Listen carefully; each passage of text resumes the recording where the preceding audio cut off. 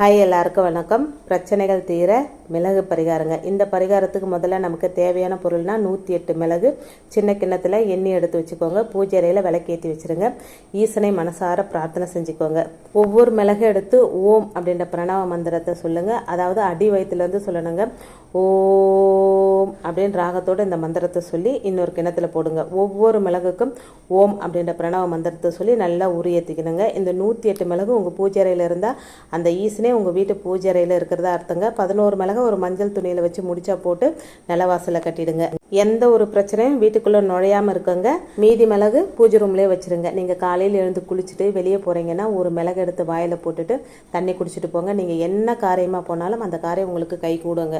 பிரச்சனை வரப்போகுது இல்லை பிரச்சனை வந்துடுச்சு அப்படின்னு தெரிஞ்ச உடனே ஈசனை நினச்சி ஒரு மிளகை சாப்பிடுங்க. போதும், பிரச்சனையெல்லாம் தூசு போல் பறந்து ஓடிடுங்க. சிவ பக்தர்களுக்கு இதை விட பிரசாதமாக வேறொரு பரிகாரம் இருக்கவே இருக்கு.